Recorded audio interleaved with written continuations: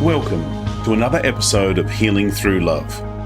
Each week, we share ideas, experiences, and resources to increase the awareness of domestic and family violence and to empower survivors to grow and thrive.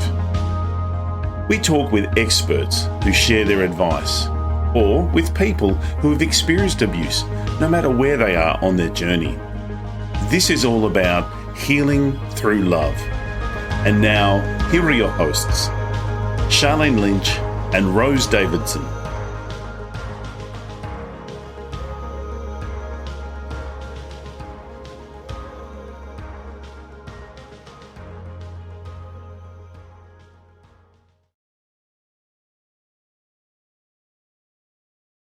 The Healing Through Love podcast with host Sharlene Lynch and Rose Davidson would love to acknowledge Global Glamping Charities Incorporated for generously supporting this podcast. Global Glamping Charities, solving homelessness in all of its forms. Reach out to them at globalglamping.org. The Healing Through Love podcast with Sharlene Lynch and Rose Davidson. In episode 46, Anna Surrey shares with us why healing our food and body relationship is the healthiest thing that we could ever do for ourselves. Little kids are very much intuitive eaters. They don't need to read a diet book or a nutrition book to know what they want to eat. They have these signals, these internal signals from their own bodies, and then they might just eat carrots for a whole week. And the parents are freaking out and going, oh my God, she's never going to eat broccoli again. And then, after a week of carrots, like, okay, only broccoli, right? They go through these phases. They're very intuitive. And we all have this in us. It's just that then with time, we get more and more information from the outside that tells us we should believe these outside rules over our own internal signals. So a lot of the work that I do is about reconnecting us with our body. And then it's just about, okay, what foods do I actually enjoy? So many people that I work with think they're addicted to chocolate. Then they get full permission to eat all the chocolate they want, however much they want, until the day they die. And they go, actually don't really like chocolate. The Healing Through Love podcast with Sharlene Lynch and Rose Davidson. Hello and welcome to the Healing Through Love podcast. My name is Sharlene Lynch from sharlenelynch.com. Healing Through Love is here to help victims and survivors of domestic and family violence find their way back to living a more fulfilling and meaningful life. We interview experts and survivors who share their personal stories and offer advice to those who've experienced abuse, no matter where they are on their healing journey. As well as the Healing Through Love podcast, we hold annual Pamper Days here in Adelaide, and we're very proud to say that this week we are launching Healing Through Love globally and taking it to the rest of the world. So if you're listening to this and you get the message in time, it'd be great to connect with us. We do have towards the end of the week our live launch across Australia and across the world. Our survivors of family and domestic violence come together once a year, and we supply a Pamper Day where local businesses get together and pay it forward and create a beautiful environment for healing. They are a magnificent thing to behold, and really is just an example of the love that others can share for no benefit of their own, just to pay it forward. It's very powerful. So just think day spa on steroids, where they come in and they have their hair, their makeup done, they have a massage, they might have different types of therapies, hand massage, all of these things, and it's all done for free. Now, we're looking for other organisations or people with similar values that want to get in touch with us and have a look at doing these types of healing days in your location. And we're also looking for practitioners as well. Also, podcast guests. So if you've got a beautiful healing modality that can make an impact, make a difference for those survivors, we would love to hear from you. So contact us at hello@htlaustralia.org, and all the details will be in the show notes. Now, every week we have an amazing new guest, and today is no different. We have got an amazing new guest. We've got Anna Anna here, Anna Surrey, and Anna is a food and body freedom coach. Now, this is something different, something new we haven't heard about before. She teaches a non-diet approach to overcoming food challenges such as binging, overeating, and emotional eating. Oh, something that we probably all need to hear about. She assists women to relearn how to trust their bodies to make food choices that make them feel good without self-judgment and shame. Anna struggled for 20 years with a wide range of disorders and eating behaviours, health and weight obsession, exercise addiction, and body dysmorphia. It's been a challenge for her, but she's here today to show that you can make a difference. She offers a beautiful one-on-one, very unique, bespoke program where she works with you to become the person that you're hoping to become. I'd love to have a conversation with you, Anna. How did you get to this place? Like, obviously you had your own challenges, but how did you get to this place of being a non-food coach? A non-diet food coach, yes.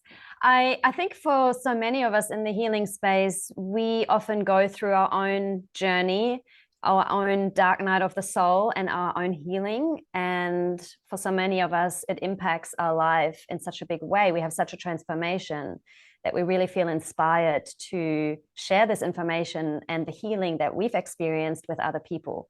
And that was definitely the case for me. I'd been struggling with food and with my body, with food obsession, with being healthy, and the obsession of having to be healthy and eating perfectly for a really long time. And when I sort of hit my own rock bottom in that space, and I really wanted to heal because I was exhausted, I was overwhelmed, I was stressed, I was very unhealthy mentally and physically, I opened this new door to this whole other world of anti-diet and intuitive eating and body respect. I'd never even heard of it. I didn't even know it existed. It was also foreign to me, but for the first time in almost 20 years, there were other people speaking my language. And I was thinking, oh, it was me. I was the failure. I was the messed up person. Something was inherently wrong with me. I couldn't be fixed. And then there were thousands of other women putting up the hand going, hey, I did that too. Hey, I struggled like this too. And that was such a empowering moment for me because first of all, it took the shame away from myself and the blame that it was all me. And I understood, oh, there's a much bigger picture and a lot more things at play that I didn't even know, I wasn't aware of. And so I realized, okay, there are a lot of women in the world who also don't have access to this information because they don't even know it's out there.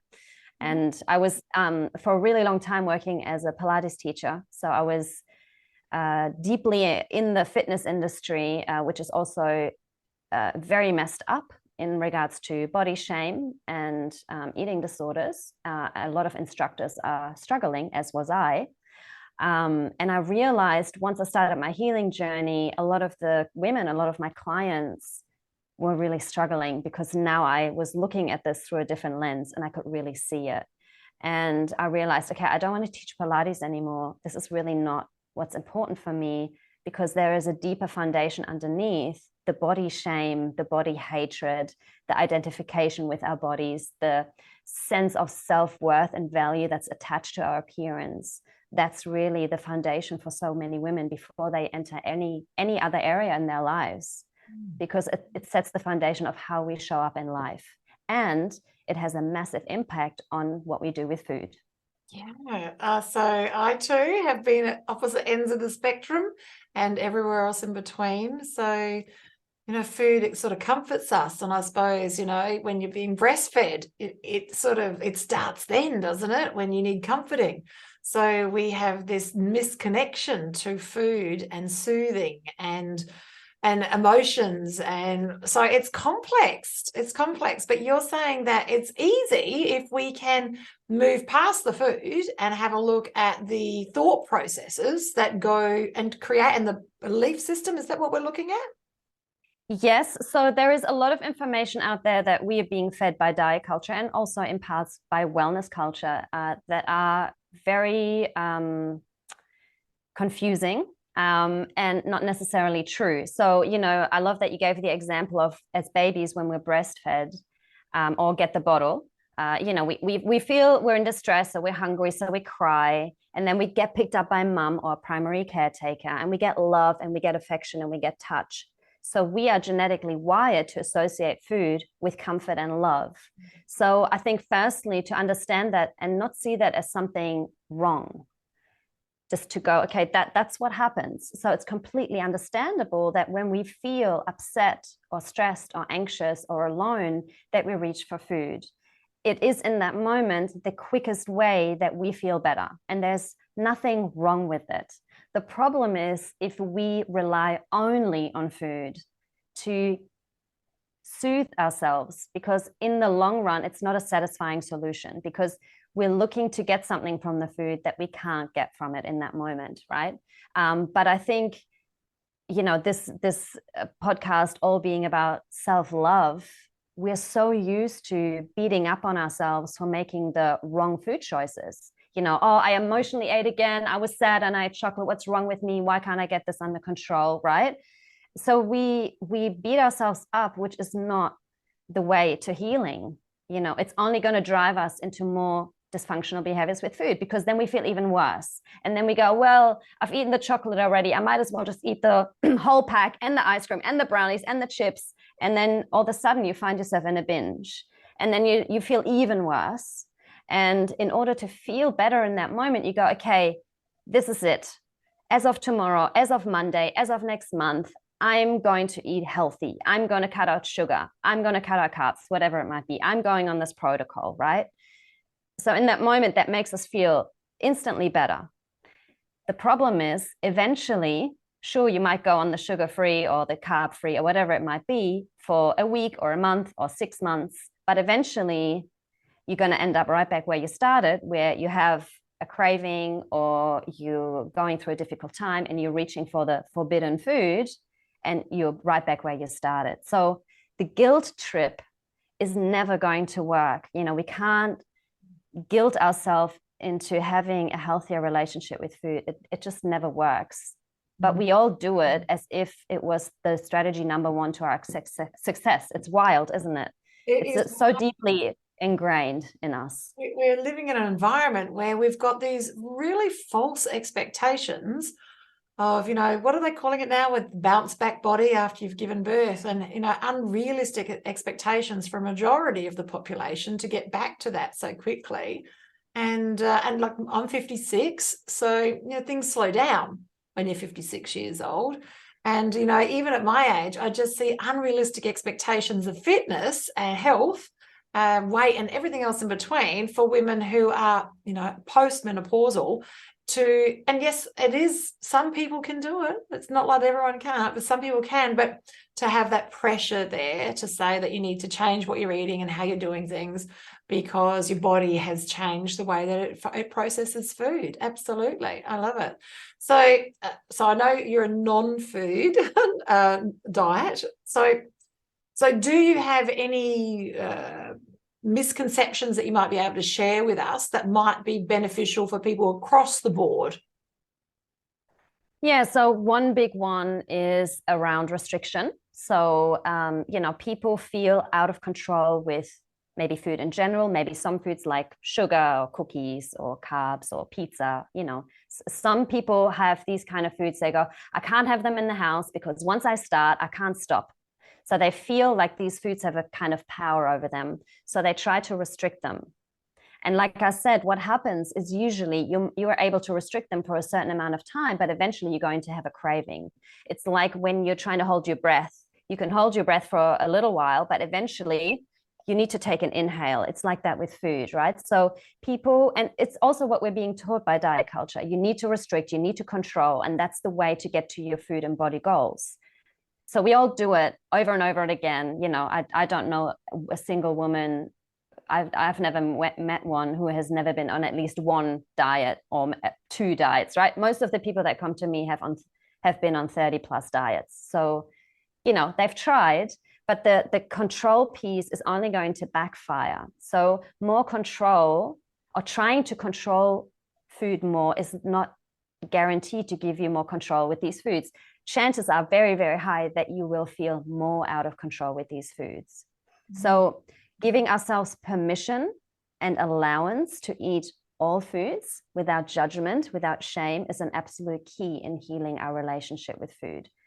And that can be very scary for many women because they have been living very disconnected from their bodies. That's sort of another topic, but dissociation because of trauma or because they have been feeling very uncomfortable in their bodies. So they kind of check out. And so they don't really trust themselves anymore when it comes to food, because then it also becomes this self-fulfilling prophecy of whenever I start to eat chocolate, I can't stop. And every time they do it, that's the confirmation, right? So that's the work that I do with people, where we really look at, okay, what are your beliefs about these foods? What have you been taught? What's your history? How did you grow up? Your primary caretakers, how did they talk about food? How did they talk about their own bodies? What was your experience in school? Were you bullied? Did you experience trauma during childhood or during your youth or in your life in general? What's your situation now? What are your relationships like? What's your work life like? How are you feeling in your body? All those pieces come together when we look at our food relationship. It is never as simple as just cut out this and eat more of this and exercise these amounts of days and you're sweet. It's just not, it doesn't work that way, even though diet culture loves to sell us this. It's a multi-billion-dollar industry that really benefits from us, that we keep going on diet after diet after diet. It's never going to work. And they just keep making money off our own insecurities. It is massive. So you're like a food relationship coach, now looking at how we have a relationship to food and food behaviors, and you dive in deep underneath the surface of what we stick in our mouths into the thought processes and the feelings that we have attached to the food. And once you address that, once you hold a mirror up to that and have an unpack of that, then you've got, you've got more control yourself over your thought processes and belief structures in and around the food. Is that right? Is that what we're saying? Yeah, essentially. I mean, it doesn't become so much anymore about, am I allowed to eat this thing? It's more about, okay, how's my body feeling? Do I want to eat this thing? Because then we have our autonomy back over our body. It's not some external rule or outside rule that tells us we are allowed to eat this or we are allowed to eat that much of this particular food. We are reconnected with our bodies. You gave the baby example before. Little kids are very much intuitive eaters. They don't need to read a diet book or a nutrition book to know what they want to eat. They have these signals, these internal signals from their own bodies, and then they might just eat carrots for a whole week. And the parents are freaking out and going, oh my God, she's never going to eat broccoli again. And then, after a week of carrots, like, okay, only broccoli, right? They go through these phases. They're very intuitive. And we all have this in us. It's just that then with time, we get more and more information from the outside that tells us we should believe these outside rules over our own internal signals. So a lot of the work that I do is about reconnecting us with our body. And then it's just about, okay, what foods do I actually enjoy? So many people that I work with think they're addicted to chocolate. Then they get full permission to eat all the chocolate they want, however much they want, until the day they die. And they go, actually don't really like chocolate. But they never knew. Right? So we have to go through this process of figuring out what foods do I enjoy, what foods do I generally like, in the mornings. Am I more a dinner person? Am I more a lunch person? Do I need a lot of small meals throughout the day? Do I do better with 3 big meals? There is no one size fits all, but we can't figure any of that out if we're not connected with our bodies and notice how food feels in ourselves when we are full, what cravings we have. I love it. It's a skill that we have to relearn. Intuition. So having that space between thought and action and having that body awareness, that emotional awareness, so that we can decide and give control back to ourselves as to what we want to eat. I'm recently married, coming up to 12 weeks. And we have a conversation about what we want to eat and what we both feel like. And we'll come to an arrangement. If he wants more of something or more or less of this or something, we'll come up, okay, well, why can't we have broccoli and salad and something else? Like, who says that you can't have vegetables and salad on the same plate? and we eat because of the way that we like to eat. And it's been interesting. So he's a carnivore and I'm a vegetarian. So we've both made shifts and changes in our eating patterns and styles to accommodate each other. I still won't eat meat, but he does eat a lot more vegetables, just saying, than he used to. And we make food we make it an extra thing, like a thing that we like to do together. We make it together, we talk about it together, and even have afternoons where we'll make food in bulk and put it in the freezer and things like that. So like we've got a much more healed relationship with food than I used to have, because I have come from a background of not a very good relationship with food and took a long journey. And listeners, this is why it's important to get a coach on the subject, because if you wait, I'm 56 and I've only just sort of figured it out. You don't want to wait till you're 56 to figure this stuff out. You definitely do want someone who's gone through the road, not just read a book or gone to university, but gone through the road themselves and understood the potholes in the road. And she's in the trenches with you. Anna's in the trenches with you, helping you make those different choices and healing your relationship and getting back in touch with your intuition. So now you work one-on-one with clients. What does that look like? Is it online or in person? How does that work? Yeah, I work online with clients. It's a very unique approach because obviously everybody's different. We all come with our own history, like I just said, and our own pre-story of where we're at. And then, like I said, we go into depth of what are your beliefs around food? What's your biggest struggle right now? We look at any existing trauma, what's happening in the body, how are you feeling about your body? A lot of it is around education, these sort of diet culture myths, that are so commonly put out there that we all believe them from a very young age. So we debunk those and we again bring it back to their body. I do a lot with body awareness and this piece called interoception. So interoception is the way our body communicates internally with us. So for example, we all know what it feels like in our bodies when we need to pee, right? We don't have to question, oh, I'm feeling something down there. What does that mean? No, we all know we have to pee. So it's like, that's an interoceptive signal, and the body does the same with food and cravings and fullness and any kind of sensations that we might be feeling. Is it anxiety or am I hungry? We really work on getting them reconnected with their body and knowing what the different signals mean. And then a big piece of the work is as well body image, because our relationship with our body is generally the reason why we've gone on a diet to begin with. So there was some sort of dissatisfaction with our bodies, some sort of insecurity, some sort of shame that we go, right, I'm going on a diet, I'm going to eat less, I'm going to exercise more. That's where it all started, right? So we can't just look at the food piece. We also have to look at the body piece. And healing body image, like I said right at the beginning, is sort of the foundation for any woman, because once you stop objectifying yourself, as in I'm a body first and a person second, that's how we all walk around. We look at other people first and we kind of scan them, and then we usually compare them to our own bodies. And okay, she's got a bigger belly, she's got a smaller butt, whatever. We do it automatically because we objectify the person and we objectify ourselves, because that's, as women, we've been taught that we're objects first and foremost. And so disconnecting our human beingness from our body and going, we're a person first, and our body is our vessel that we experience life through, and that is it. And of course, we want to take care of our body. We want to make sure that we can do the things that we really want to do with our body, because our body allows us to do all the fun things that we want to experience. And then what it looks like becomes secondary. And that's such a powerful realization when that really lands. And obviously that is a process. But so much healing happens when we look at body image and when we really see ourselves as this incredible being, this incredible woman. And from there, when we heal that, then the food piece, usually with the other work that we do, falls into place by itself. It's incredibly freeing.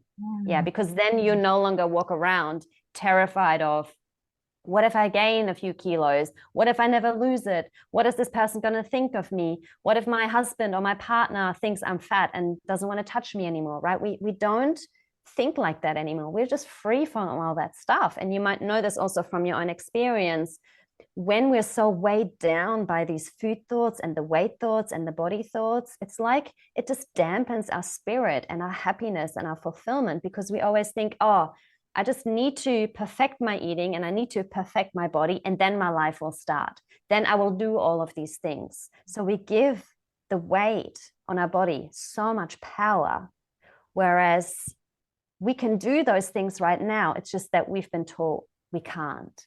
So when you're free from that, it's like you're literally reborn. I know that's very kind of a cliche thing to say, but I always say there is the you before and the you after healing your food and body relationship. And it's a completely different existence. So yeah, we dive deep into all of that work so that you can live again, fulfilled and happy in yourself and feeling at home in your body again. And, this is something kids need to hear, because I remember so many girls at primary school and even more in high school had so many challenges in and around body image that it wasn't ever discussed or talked about. It was, people might talk about it behind closed doors, but it wasn't something that was talked about in the schools. So that would be fascinating to see what the program would look like in a school environment to help them before they've even come out into the world, to help them make different choices and work with that thought structure in and around food and everything that's got to do with. Now, I hear that you're going to be doing some group programs coming up. That's really exciting. Yeah. And they're going to be online too, Anna? They're going to be online too, yes. So up until now, I've been working one-on-one with people, but I do also see the value in I don't like big groups, because a lot of people also have a lot of shame associated with these behaviors and how they feel about themselves. A lot of my clients have been struggling for a really long time, and they tell me, my husband doesn't even know that I'm dealing with this because I'm so ashamed to tell him. So I like the privacy and the intimacy of small groups, but I also do see the value of other women coming together and empowering and inspiring themselves to go, oh, okay, like I said at the beginning, I'm not the only one that's struggling here. And it's so nice to have a support system in place as we are healing, because it's incredibly difficult to do by yourself in this world. I love it. And Anna's offering a free call, and the link is in the show notes and also in the description. So you can reach out and have a conversation with her and see if she's a good fit. If you've got this challenge and you've been having it for a while and you've probably tried 1 or 2 or 3 or 4 diets like I have, then, this is the time to consider something deeper.